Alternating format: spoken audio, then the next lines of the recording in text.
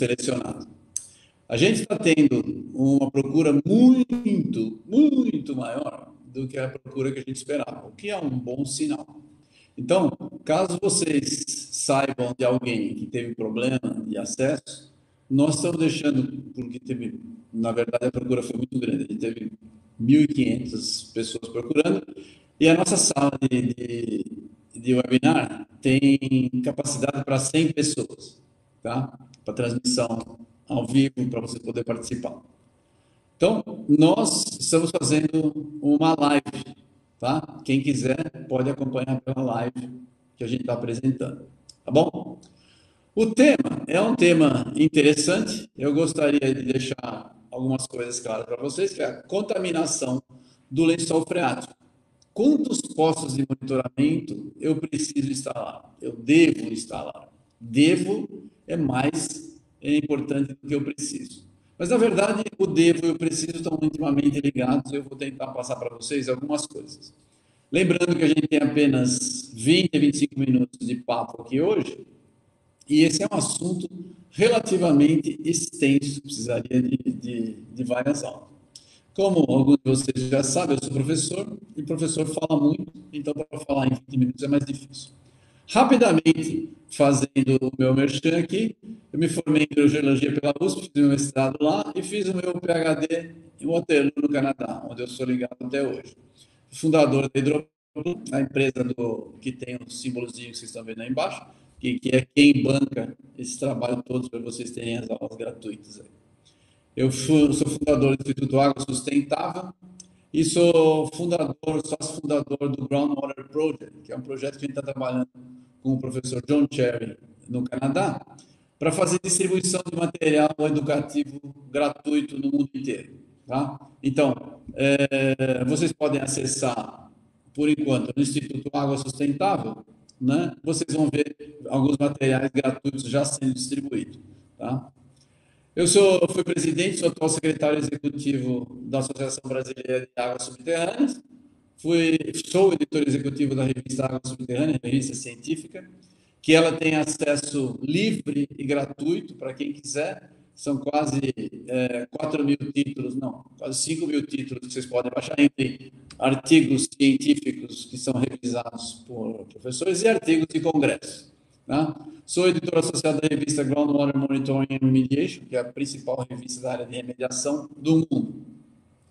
Fui professor da USP e da Unesp por 21 anos e agora estou focado, eu me desliguei, eu gosto muito de dar aula, mas eu me desliguei da universidade porque eu estou fazendo, que está me tomando muito tempo, esse trabalho educativo com o professor John Cherry. Vocês vão ter a oportunidade de conhecer. Eu montei o curso Comportamento de Contaminantes Orgânicos, que eu recomendo muito que vocês assistam, é gratuito, está no site da Hidroplus, se vocês procurarem a Academy, tá? Não tem problema. E também fui organizador de vários congressos técnicos e científicos no Brasil. Tá? Sou atual presidente do Congresso Mundial de Geologia, que vai ser no Brasil em setembro, de 20 a 25 de setembro do ano que vem.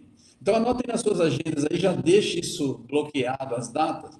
20 a 25 de setembro de 2020, nós teremos o Congresso Mundial aqui no Brasil. A expectativa nossa está muito grande pela procura, em torno de 2.000 congressistas e mais de 10.000 pessoas visitando a feira, uma feira associada. A feira associada é gratuita e o congresso é pago. Eu recomendo muito, nós vamos ter a presença de todos os autores que estão participando do trabalho com o John Cherry, a gente vai ter pessoas muito grandes, vai ter Instagram Corner, vocês vão poder tirar fotos e pegar autógrafos dos autores mais famosos de hidrogeologia. Nenhum Michael Jackson, mas os caras são bem famosos e vale muito a pena, porque muito da nossa vida profissional dependeu do trabalho desses gigantes da área. Tá bom? Vamos lá. Eu falo muito, já gastei alguns minutos e nem comecei a apresentação. Então vamos lá, gente. Introdução. Vocês vieram aqui para saber quantos postos devo instalar. Ora, vocês já viram muitas respostas. O mínimo aceitável, o mínimo possível, o mínimo passável, ou seja, aquele que você consegue passar para o órgão ambiental e o órgão ambiental falar, ok, eu topo assim. Por que essa conversa toda? Porque posto de monitoramento é caro e fazer o acompanhamento do monitoramento também é caro, tá? Então, sempre a ideia é diminuir a quantidade de postos. Um posto de montante e 13 de jusante, ora, isso aí é uma regra inicial, você tem que saber qual que é o valor que está vindo de background, ou seja, a concentração antes de passar pela área contaminada e a concentração posterior. Então, você tem um de montante para saber qual é a concentração da água limpa, ou seja, da água isenta das contaminações que seriam provenientes da fonte que está localizada naquela área que você está avaliando, tá? Você tem, na verdade, quando a gente fala de 4 postos, vocês já vão pensar, tem que ter uma coisa em mente, que é importante. Se nós colocarmos exclusivamente 3 postos, e os 3 postos eles têm que estar sempre de forma, se colocar 3 postos alinhados, você não consegue saber a direção de fluxo, porque a gente precisa saber o plano, a inclinação do plano topográfico, o plano da água subterrânea para saber para onde a água vai. Então, a nossa preocupação é ter postos que não sejam alinhados. Se você faz 3 postos e um deles não dá uma resposta muito boa, você não consegue saber a direção. Então, o mínimo de postos para você começar a ter uma orientação e saber como é que funciona o nível d'água é 4, por segurança, tá? Então, o mínimo que você vai colocar em qualquer lugar é 4, tá bom? Então, se você colocar um poço só pode servir só para você fazer uma investigação, saber qual que é o nível d'água, onde ele se encontra, mas ele não te dá informação suficiente para você fazer interpretação, tá? Finalmente, a frase que vocês vão ouvir muito na vida é que sempre há postos demais. Para quem está pagando, ele sempre acha que é postos demais. Para quem está investigando e que tem interesse ambiental, a gente sempre acha que há postos de menos. Os postos são a ferramenta mais importante que a gente tem para a gente poder fazer o trabalho. Os postos, vocês estão ouvindo agora melhor? Eu estou mexendo no microfone aqui. Desculpa, então. Os postos são a melhor ferramenta que a gente tem para interpretar a contaminação, tá? Então, vamos andar por aqui. Olha, tem alguns pontos. Na verdade, a gente fala sempre do modelo conceitual, mas muitos de vocês podem estar iniciando na área, muitos de vocês podem não ser da área e estão só interessados em comprar postos de monitoramento. E nesses nossos 20 minutos eu tenho que ser relativamente, 25 minutos, eu tenho que ser relativamente breve. Então vocês têm que ter em mente alguns pontos principais. Os pontos principais que eu separei aqui são, vocês vão ter que ter velocidade da água subterrânea, comportamento contaminante. E naturalmente uma noção da dimensão da fonte, de quanto você tem de contaminação lá embaixo no meio ambiente subterrâneo, no solo, no subsolo, na verdade. Tá? Por que você precisa saber a velocidade da água subterrânea? Bom, antes de eu falar do porquê você precisa saber, eu sugiro que vocês baixem o livro Água Subterrânea de Freeze and Cherry no site aguasustentável.org.br. Gratuito, a tradução foi feita por nós aqui no Brasil, fui o líder da tradução. Eu recomendo muito, é um livro excelente, é um clássico. Vale a pena vocês terem esse livro aí. E lá tem uma tabelinha com valores de condutividade hidráulica, tem várias informações e o cálculo da velocidade é extremamente simples. É bom vocês terem uma ideia da velocidade quando vocês estão mexendo numa área contaminada, porque vai permitir para vocês antecipar o quanto a contaminação pode ter andado. Com a noção do quanto ela pode ter andado, você sabe onde você vai colocar o seu posto, se mais próximo, se mais longe. Então, essa noção de velocidade, ainda que seja aproximada, não tem problema, porque a própria condutividade hidráulica é uma das medidas que são feitas na natureza que mais varia 12 ordens de grandeza. Então, sempre a velocidade da água subterrânea vai ser relativamente aproximada, por mais que a gente faça um trabalho de extremo cuidado. Tá? Então, você ter a ideia inicial é muito importante. Depois vocês vão ver o comportamento dos contaminantes. Vocês têm que dar uma olhada. Eu sugiro que vocês vejam o curso Comportamento de Contaminantes Orgânicos e Meio Ambiente Subterrâneo, que está no site hackademy.com.br. Ou se vocês entrarem no site da Hidroplan, vocês também acham o link para isso daí. Outro jeito de vocês assistirem esse curso, No Academy você pode fazer, tem questões, ele é melhor para você estudar. Mas se você só quiser ver, você pode procurar no meu canal no YouTube, que é Everton de Oliveira. Tem vários homônimos, mas se vocês vão me achar lá, lá tem uma playlist com essas aulas aí. Vocês podem assistir as aulas em sequência, elas são curtinhas, até 10 minutos no máximo, e tem bastante animação e vai permitir vocês darem uma olhada no material, tá? É bem legal. Então vamos lá. Falando da velocidade da água subterrânea de poços, as velocidades típicas das águas subterrâneas são na ordem de 1 metro por dia a 1 metro por ano. Ou seja, se você tem uma velocidade alta, ela tende a andar 1 metro por dia. E se você tem uma velocidade relativamente baixa, ela anda 1 metro por ano. Então você tem uma contaminação num lugar, você viu lá no Freeze and Cherry as condutividades hidráulicas ou as velocidades, você tem a ideia já de uma velocidade média.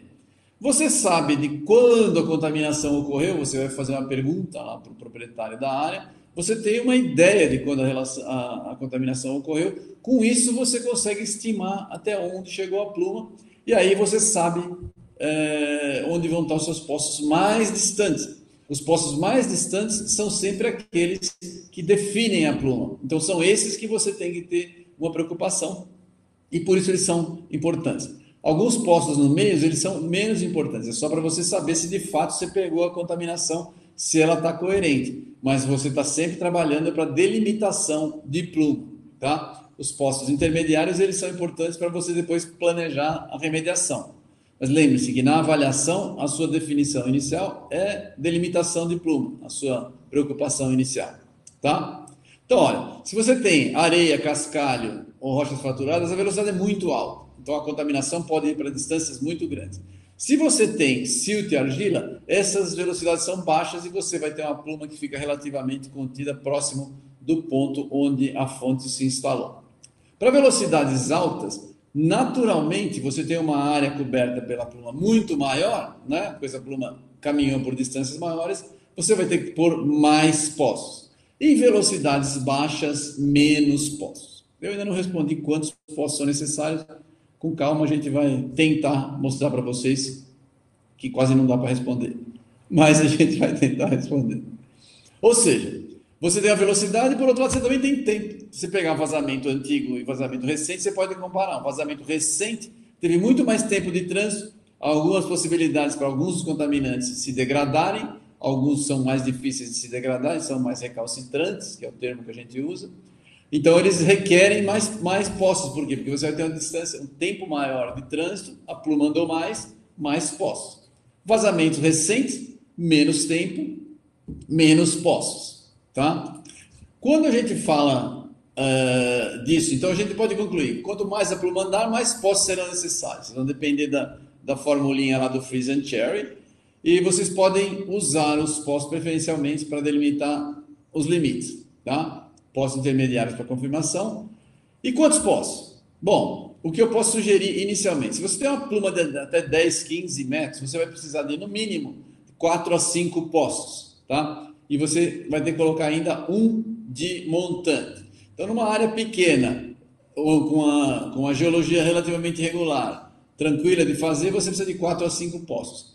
O grau de complexidade aumenta em função de mais coisas enterradas, possibilidade de mais do que uma fonte vazou em mais do que um lugar. Isso é altamente comum. Vocês precisam estar atentos para esses detalhes para poder aumentar. Mas o inicial é esse número que nós estamos vendo aqui, tá bom? Em relação ao comportamento dos contaminantes, eu vou dividir somente nos conceitos que não são mais importantes, mas vocês podem assistir, como eu falei, lá nas aulinhas que eu passei, que eu recomendo muito. Já tivemos milhares de visualizações e felizmente os comentários foram muito, muito bons. Então a gente tem, para que vocês tenham um raciocínio, a gente tem alguns contaminantes hidrofóbicos. Os contaminantes hidrofóbicos, eles, pelo nome deles, eles não gostam de água. Como exemplo é o benzoapireno, que é presente no diesel, por exemplo, né? É um PAH. E a gente tem alguns PCBs, né? E tem vários outros compostos que são hidrofóbicos. Esses caras, eles não gostam de água. Se eles não gostam de água, eles tendem a ficar retidos no solo. Ou seja, eles não vão para uma distância muito grande, eles não andam muito na água e você não precisa de muitos poços. Por exemplo, no caso do PCB, se você fala em Ascarel, tipo transformadores, aqueles transformadores antigos antes de usar outros tipos de óleo, que usavam Ascarel, você simplesmente tem que fazer uma amostra de solo próximo do local onde ele estava instalado, nem instalação de poço. Se você quiser tirar o azar completamente, você põe um poço a jusante do lugar onde ele estava instalado, mas a chance de você achar alguma contaminação na água é extremamente baixa, porque esses contaminantes são hidrofóbicos. Então, se você der uma olhada na minha aulinha lá e você souber quais são os contaminantes hidrofóbicos, e eu garanto que a aula que é fácil de entender, porque se eu aprendi, vocês podem aprender sem sofrimento, tá? Vocês vão saber quais poços vocês podem trabalhar, quais contaminantes vocês podem trabalhar com quase ausência de poços.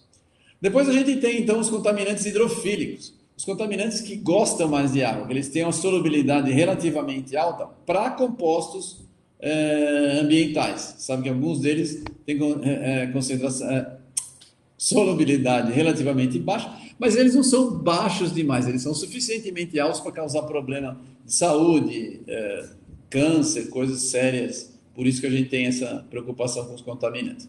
Então, os tipos de hidrofílicos conhecidos e fáceis de a gente saber: benzeno, tolueno, cloreto de vinilo, dicloroetileno e todos os seus isômeros, tricloroetileno, percloroetileno.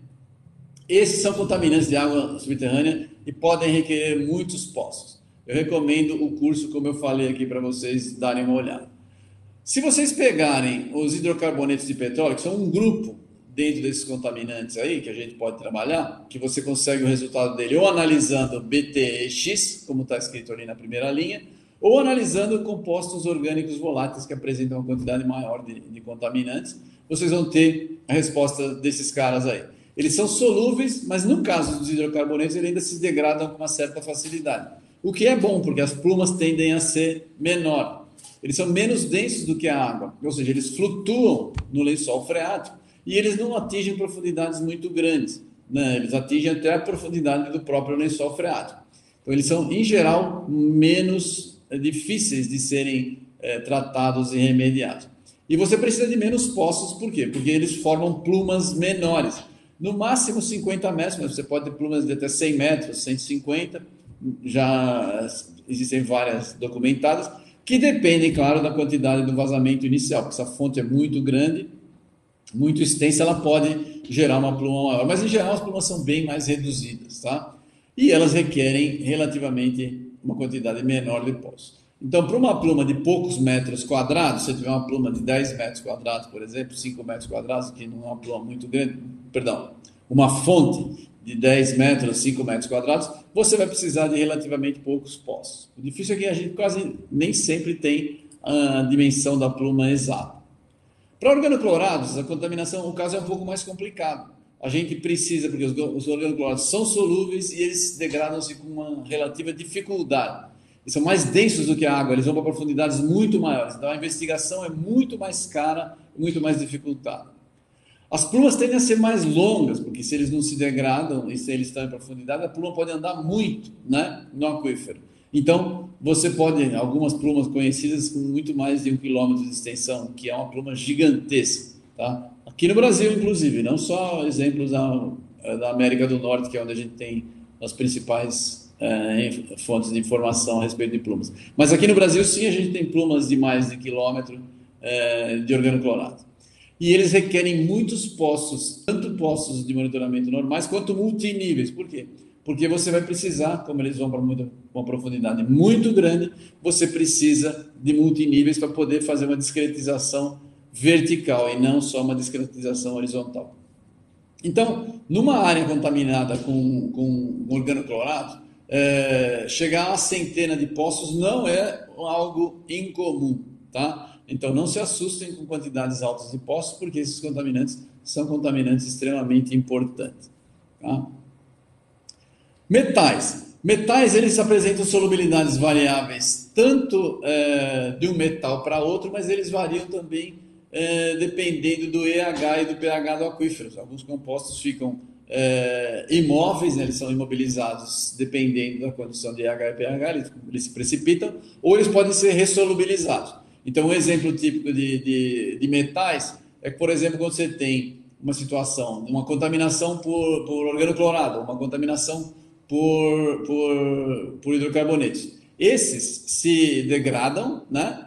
E ao se degradar, eles consomem o oxigênio da água. Na água subterrânea, a gente já tem uma condição de pouco oxigênio dissolvido. Mas quando você consome todo o oxigênio, você altera o EH, né? E com isso, vários metais passam a se solubilizar. Então, em plumas, metais que estavam presentes naturalmente no solo, eles passam a se solubilizar e eles viram uma contaminação importante porque você fez uma alteração das condições de EH e pH do aquífero. Então é importante você avaliar as coisas em conjunto.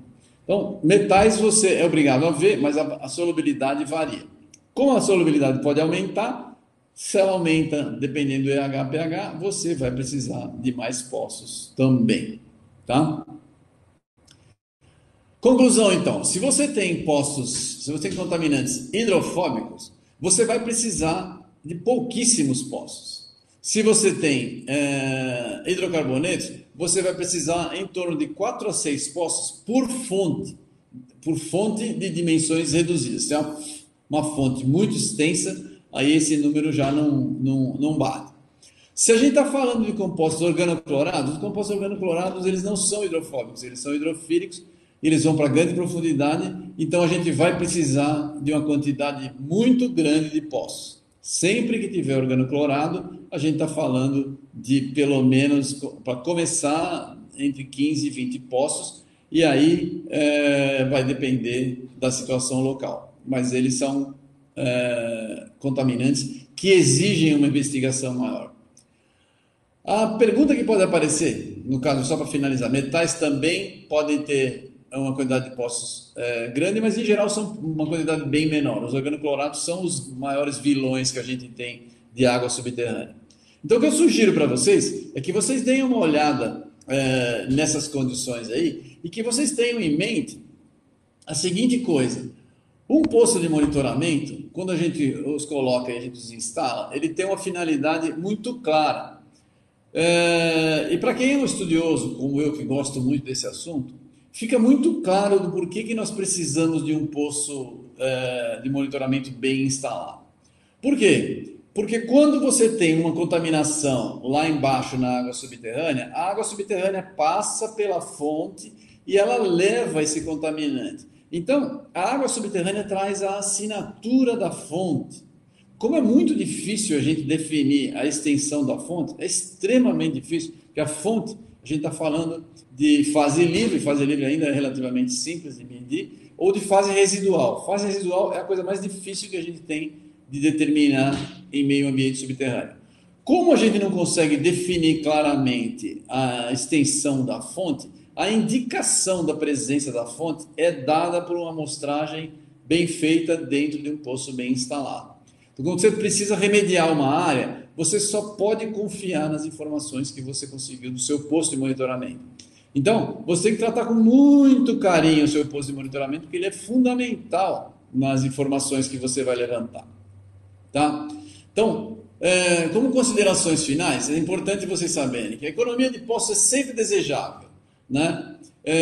Mas ela só é desejável enquanto ela não prejudica a qualidade da avaliação. Lembre-se, se a sua avaliação vai terminar, se é uma avaliação curta e você não tem, significa, perdão, a sua avaliação é relativamente simples, não curta, né? É relativamente simples, porque você não tem valores muito altos de concentração, você tem uma necessidade menor de poços. Mas se você está pensando em fazer uma avaliação e a sua avaliação vai ser base do projeto de remediação, lembre-se que você não está apenas delimitando a extensão da sua pluma. Você precisa saber, além da extensão da pluma, você precisa saber onde estão as maiores concentrações, ou seja, o que a gente chama de hotspots, os lugares onde você vai ter que focar mais a sua remediação.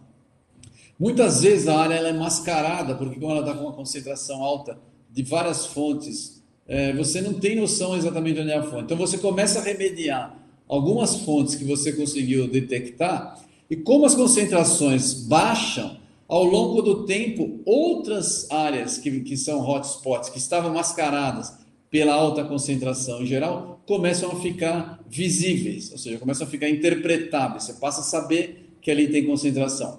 E aí você, novamente, você vai ter que colocar novos postos para dar uma discretizada melhor e melhorar a remediação naquele ponto. Porque quanto mais discretizada você tem a área contaminada, menos dinheiro você gasta na remediação, que é a parte de longe, a mais cara de todos no trabalho de gerenciamento de áreas contaminadas.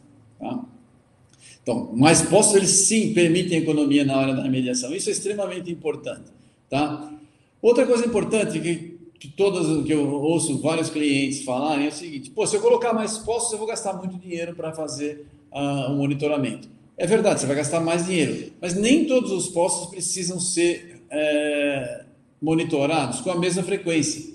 Por quê? Porque você tem informações que elas podem ser redundantes. Então, a interpretação de um consultor treinado e habilitado é fundamental. Por quê? Porque você evita gastos desnecessários com análise química.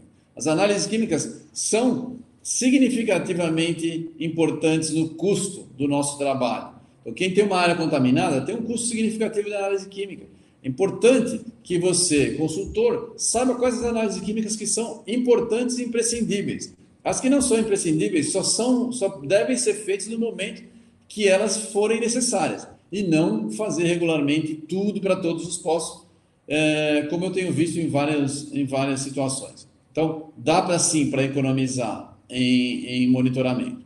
E, finalmente, que vocês não esqueçam que um poço bem construído e bem amostrado é a melhor ferramenta que a gente tem para a interpretação de uma área contaminada. Estou vendo aqui que já estão me sinalizando que o meu tempo está acabando.